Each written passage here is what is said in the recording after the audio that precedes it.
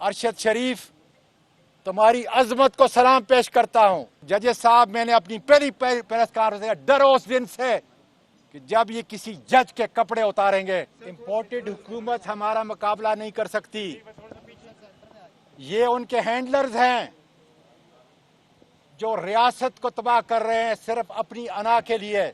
मुझे देख लें बेलिबास करने वालों, अब काम है सुप्रीम कोर्ट के चीफ जस्टिस का।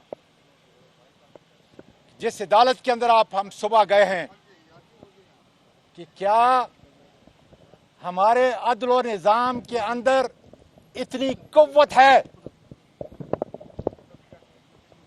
कि वो इस किस्म के वाक़ियात की रोकथाम के लिए कानून और आईन के कायदे के मुताबिक इस मुल्क के शहरियों को इंसाफ दिला सकें। अरशद शरीफ, तुम्हारी अजमत को सलाम पेश करता हूं।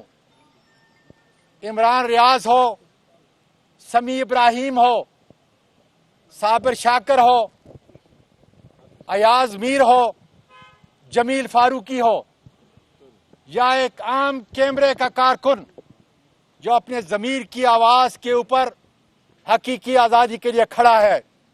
अगर हमने इस रियासत को 22 करोड़ लोगों को आज़ादी और इंसाफ देना है तो फिर इन हैंडलर से हमने जवाब लेना है। ये हैं इस रियासत को ख़त्म करने वाले, और इंशाअल्लाह ताला हमारी अफवाज हमारे साथ हैं। उसका बच्चा बच्चा सवाए चंद लोगों के हमारे साथ है, और इनको जवाब देना पड़ेगा। पाकिस्तान को मेरी इमरान खान की इतनी जरूरत नहीं है जिस तरह एक बहादुर अफवाज के सपूतों को जो रोजाना कुर्बानी दे रहे हैं, लेकिन वो कभी ये नहीं कह रहे कि जमीर के आवाज को दबाने के लिए इस किस्म के कत्ल हों। सीनियर सिटीजन को, वकला को और पार्लिमान को इस तरीके से बरहना किया जाए। और जजेस साहब, मैंने अपनी पहली प्रेस कॉन्फ्रेंस में डर उस दिन से कि जब ये किसी जज के कपड़े उतारेंगे। आज अदल और इंसाफ के कटघरे में मैं एक साइल की हैसियत से गया था। यकीन है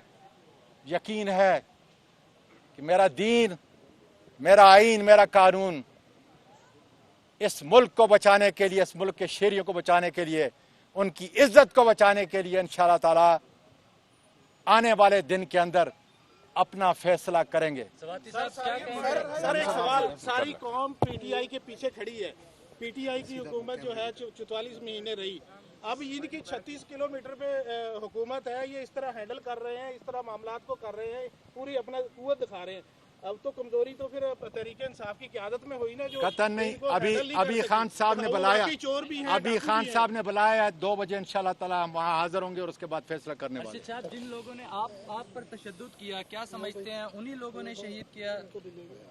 ये वक्त बताएगा जी, लेकिन ज़मीर की आवाज़ को, आज़ाद मीडिया और आज़ाद सहाफ़त को सलाम पेश करता हूँ कि ये आवाज़ इंशाअल्लाह ताला रुकेगी नहीं। लेकिन जहाँ तक अरशद शरीफ का ताल्लुक है, वो प्रोफेशनली भी, इंसान के तौर पर भी मैं समझता हूँ वो एक आउटस्टैंडिंग आदमी था, और सहाफ़त की दुनिया में वो एक बड़ा नाम था, और उसकी पहचान ये थी कि वह मुश्किल से मुश्किल हालात में भी हक और सच का लम बुलंद करने वाला आदमी था, और उसने हमेशा जो सही समझा उसने वही कहा।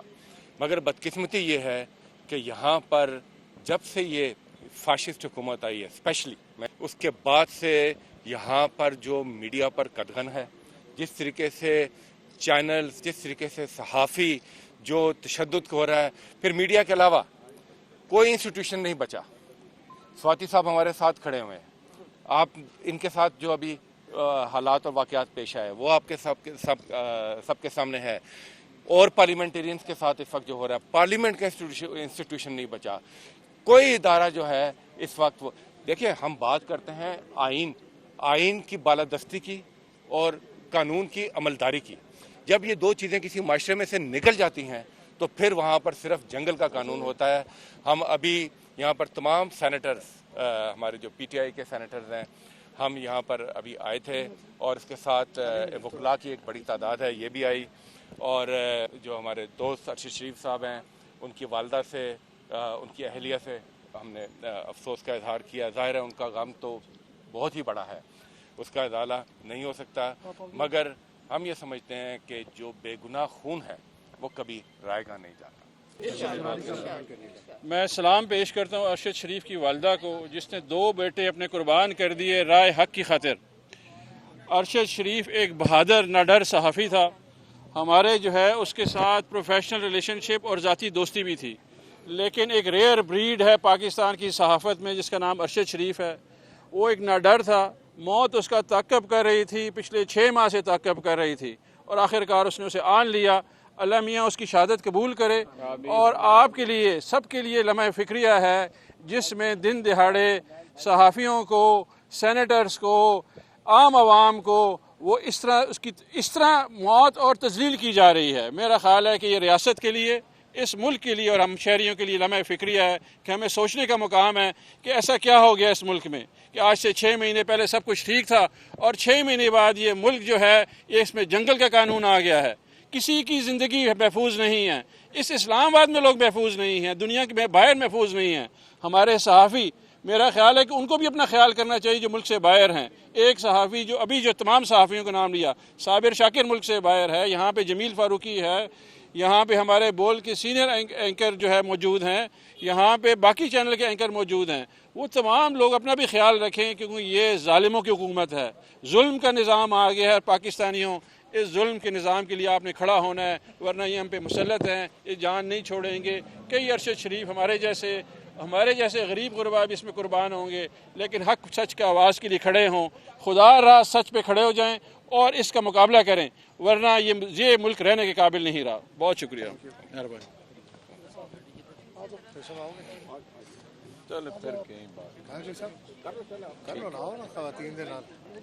देखिए, मैं तो एक ही बात कहता हूँ कि हज़रत इकबाल ने अरशद शरीफ के बारे में ये कहा था कि फरिश्ता मौत का छूता है गो बदन तेरा, तेरे वजूद के मरकज़ से दूर रहता है। बज़ाहिर तो जसद खाकी में वो पन्हा हो गया, लेकिन वो पूरी इस मुल्क की फ़ज़ाओं के अंदर, आज़ाद फ़ज़ाओं के अंदर बिखर गया है। उसका पैगाम हर घर तक, हर दिल तक, हर मकाम तक पहुंच गया है। और मैं ये समझता हूँ हम सियासी कारकुन हों या आप सहाफ़ी हों, उसकी जो मिशन है उसको जारी रखने का आज अहद करने का दिन है। और मैं तो ज़ाती तौर पे भी बड़ी कुर्बत थी उसके साथ और बहुत सख्त तकलीफ़ से गुज़र रहे हैं, लेकिन अल्लाह के वादे के ऊपर पूरा यकीन है कि वो कभी मजलूम की आह को जो अर्श मौला तक जाती है रायगा नहीं जाने देगा। बहुत जल्द ये लोग ऐसी इबरतनाक मौत से दो चार होंगे कि दुनिया मिसालें देगी।